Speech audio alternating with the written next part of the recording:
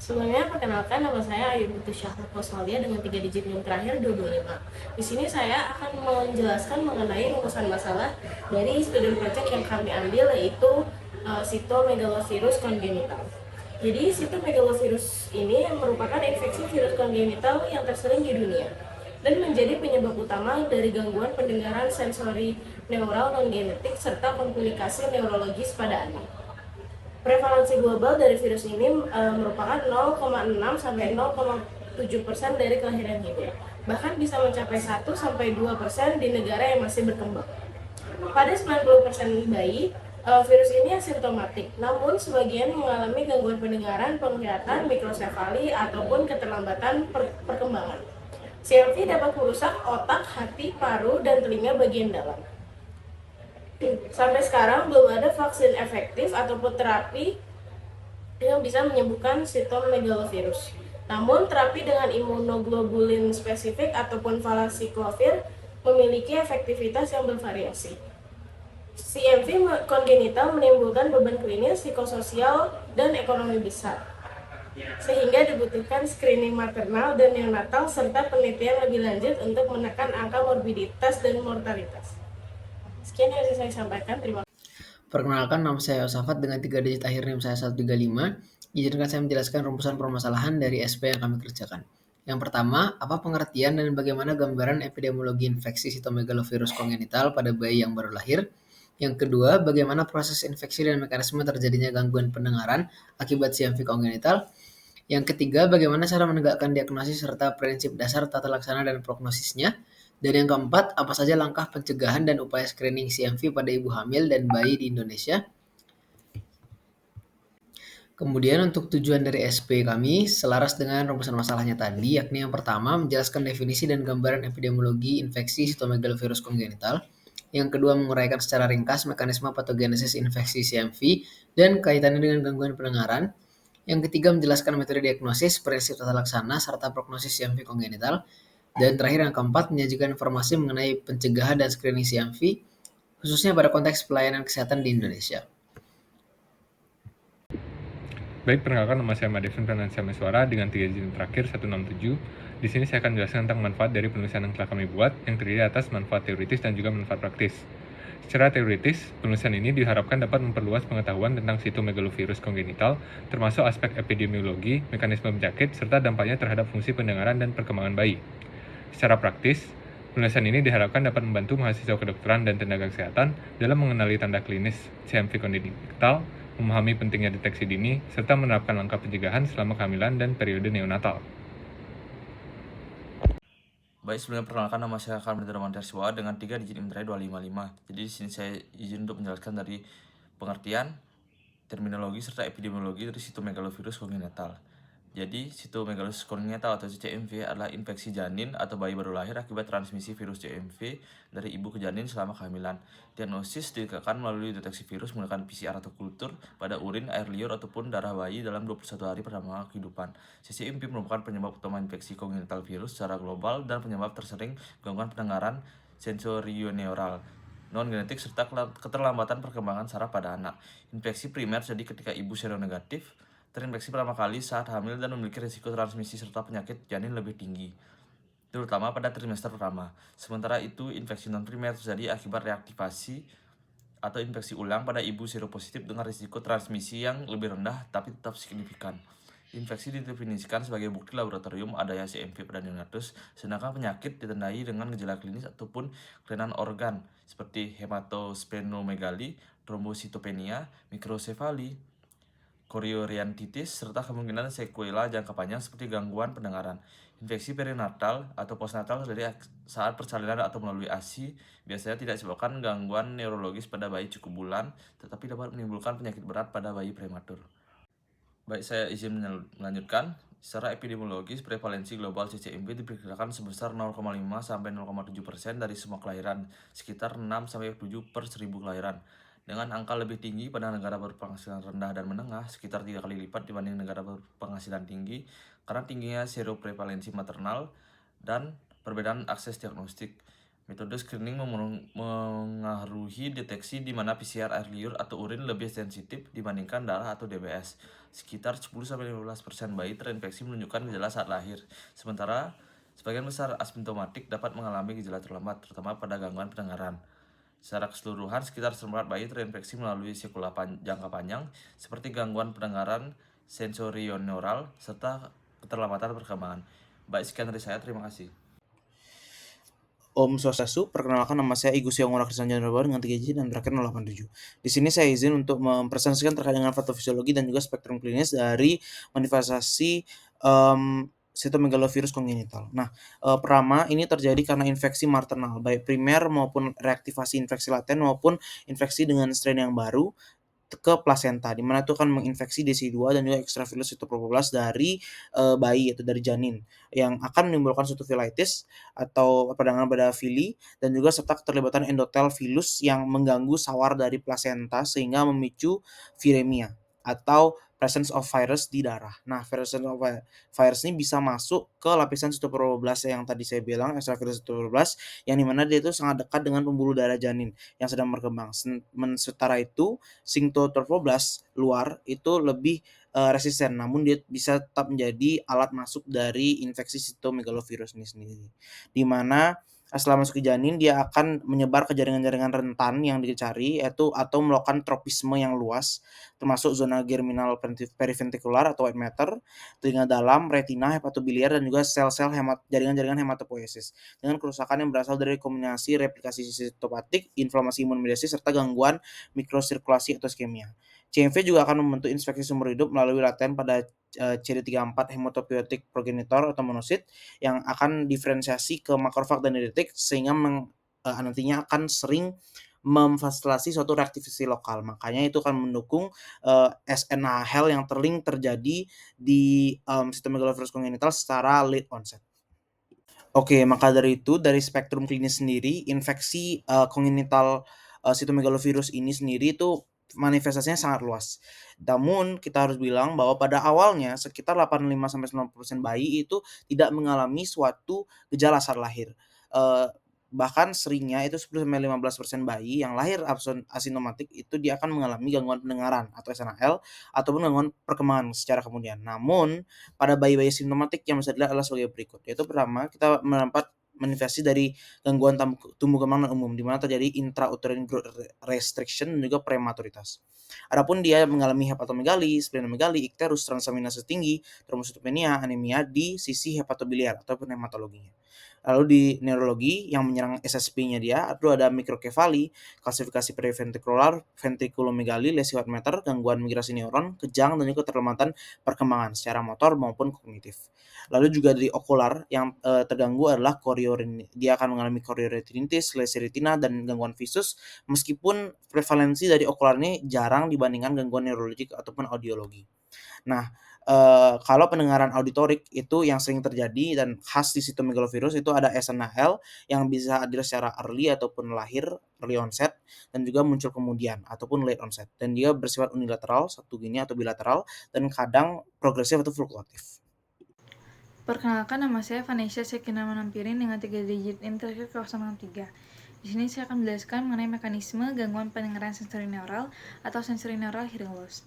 Gangguan pendengaran sensorineural ini merupakan manifestasi paling umum dari congenital sitomegalovirus, di mana mekanisme utama gangguan pendengaran sensorineural pada congenital sitomegalovirus ini adalah cedera pada bagian Reisner atau stria vascularis yang kemudian dilanjutkan dengan kerusakan pada organ korti sehingga menyebabkan gangguan homeostasis kalium.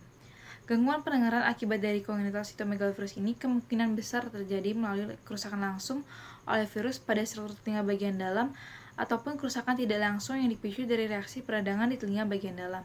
Pada infeksi congenital sitomegalovirus ini, koklea menjadi pusat patologi utama yang menyebabkan gangguan pendengaran sensorineural. Kerusakan pada komponen sensorik dan vaskular di dalamnya ini mengakibatkan terganggunya proses transduksi dan juga transmisi sinyal suara yang mengakibatkan gangguan pendengaran sensorineural. Sekian dari saya, terima kasih.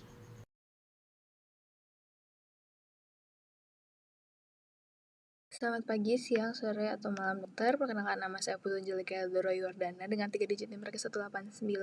Pada kesempatan kali ini, saya akan menjelaskan secara singkat hubungan antara infeksi sitomegalovirus virus kongenital, dan gangguan pendengaran sensorineural atau SNHL. Infeksi CMV pada janin memicu aktivasi sistem imun bawaan dan adaptif termasuk sel natural killer, makrofag, dan limfosite yang bertujuan mengendalikan virus namun juga menyebabkan peradangan di telinga dalam. Aktivasi inflamasom NLRP3 memicu pelepasan sitokin interleukin 1 beta dan interleukin 18 yang menyebabkan kematian sel ganglion spiral dan kerusakan sel rambut koklea.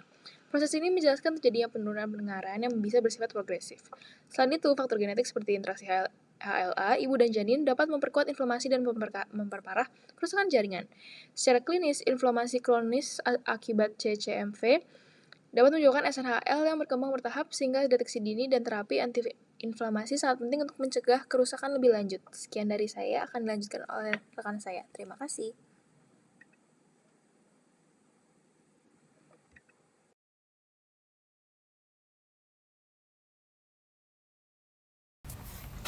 Penetapan diagnosis sitomegalovirus kongenital dapat dipertimbangkan ketika praktisi klinis sudah melakukan anamnesis dan pemeriksaan fisik pada pasien. Anamnesis dilakukan dengan tujuan untuk menggali informasi dari pasien untuk menentukan arah diagnosa penyakit yang diderita. Pada kasus sitomegalovirus kongenital, praktisi klinis dapat memberikan pertanyaan kepada ibu bayi atau ibu hamil untuk mengetahui apakah terdapat riwayat penyakit yang pernah diderita seperti infeksi oleh virus. Selain anamnesis, pasien juga dapat menjalani pemeriksaan ultrasonografi untuk memastikan perkembangan janin. Janin yang terindikasi sitomegalovirus akan terlihat mengalami abnormalitas dimulai dari mikrosefali, penghambatan perkembangan intrauterin, inflamasi plasenta hingga kematian janin, dan masih banyak lagi. Meski sitomegalovirus kongenital dapat deteksi sebelum kelahiran, kondisi ini lebih sering terdiagnosa setelah bayi lahir dengan melakukan tes kepada ibu dan bayi. Pemeriksaan akan dilakukan jika hasil ultrasound menunjukkan tanda-tanda infeksi sitomegalovirus kongenital.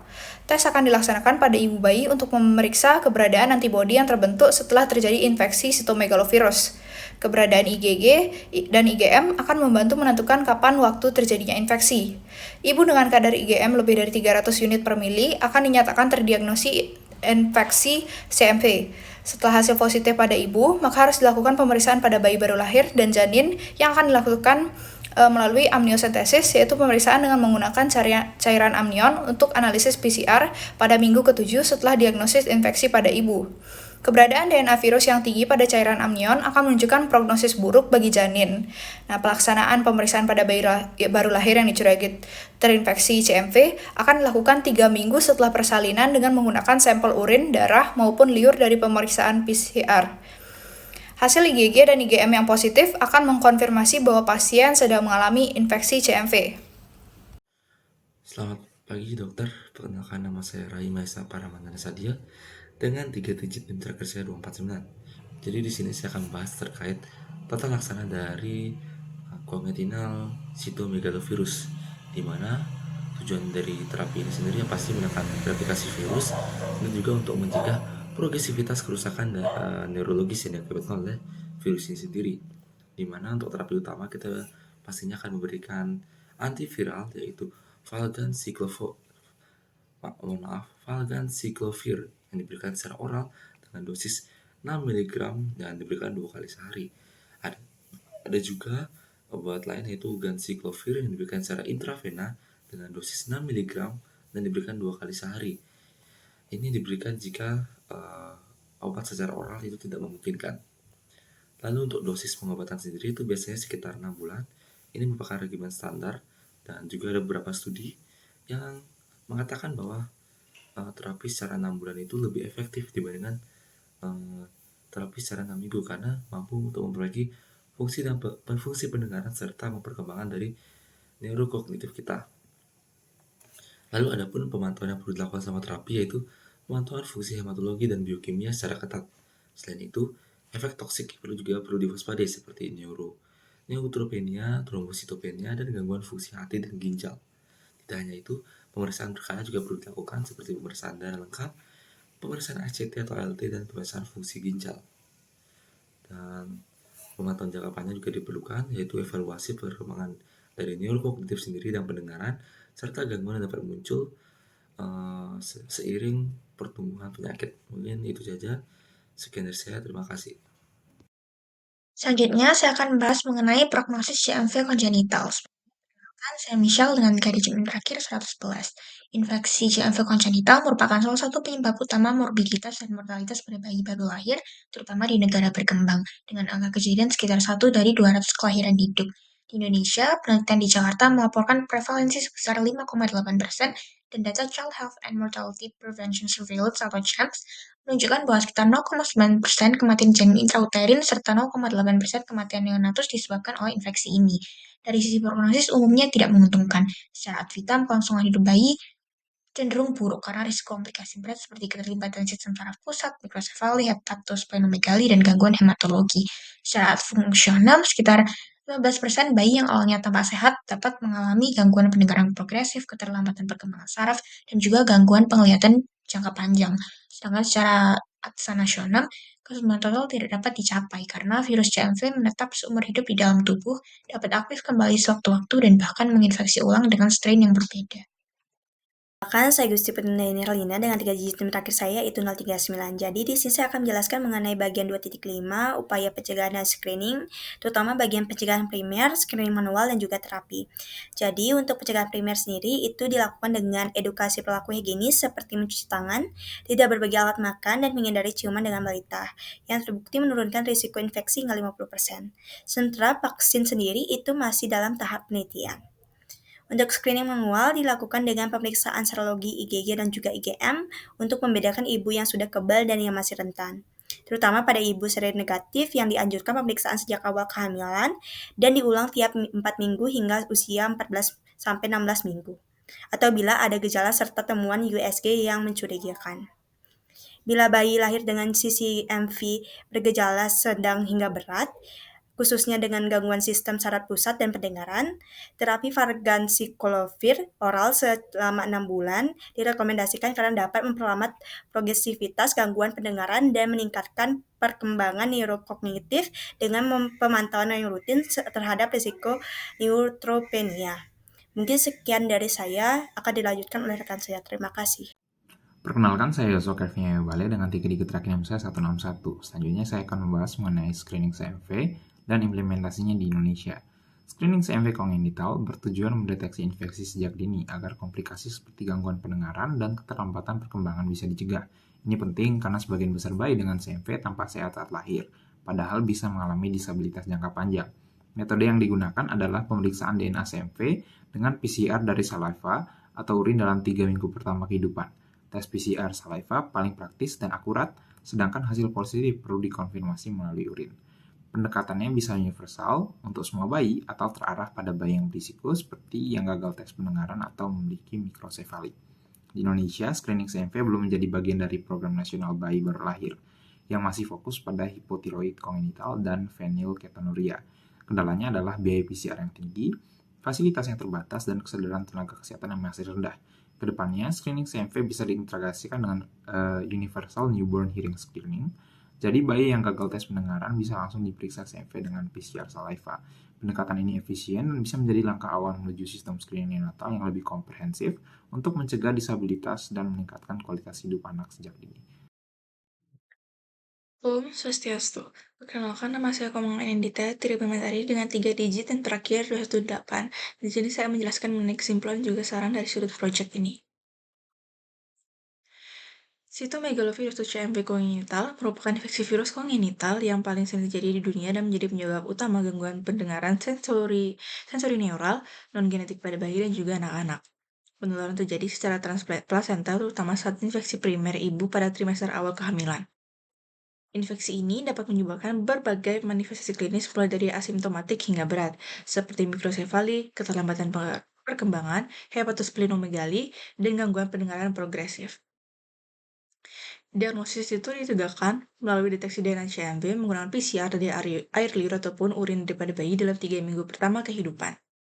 Terapi utama berupa pemberian valganciclovir selama 6 bulan pada bayi simptomatik terbukti memperbaiki fungsi pendengaran juga perkembangan neurokognitif. Pencegahan utama masih berupa edukasi perilaku higienis ibu hamil karena vaksin CMV belum ada. Screening maternal dan juga neonatal menjadi langkah penting untuk deteksi dini, namun implementasinya di Indonesia masih sangat terbatas. Dengan demikian, CMV kongenital merupakan masalah kesehatan masyarakat yang memerlukan perhatian lebih dalam upaya pencegahan, diagnosis dini, dan juga penatalaksanaan komprehensif guna menekan angka morbiditas serta disabilitas jangka panjang. Selanjutnya adalah bagian saran. Upaya pengendalian infeksi sitomegalovirus atau CMV kongenital memerlukan kolaborasi antara tenaga kesehatan, pemerintah, dan juga masyarakat. Tenaga kesehatan diharapkan dapat meningkatkan pengetahuan dan juga keterampilan dalam mendeteksi gejala klinis CMV kongenital serta memberikan edukasi mengenai pentingnya perilaku higienis selama kehamilan. Pemerintah perlu mempertimbangkan pelaksanaan program screening maternal dan juga neonatal CMV secara bertahap yang dapat diintegrasikan dengan program Universal Newborn Hearing Screening atau UNHS untuk mendeteksi kasus asimptomatik lebih awal. Selain itu, penelitian lanjutan diperlukan guna mengevaluasi efektivitas terapi antivirus jangka panjang, mengembangkan vaksin, serta memetakan prevalensi CMV kongenital di Indonesia sebagai dasar pengambilan kebijakan kesehatan.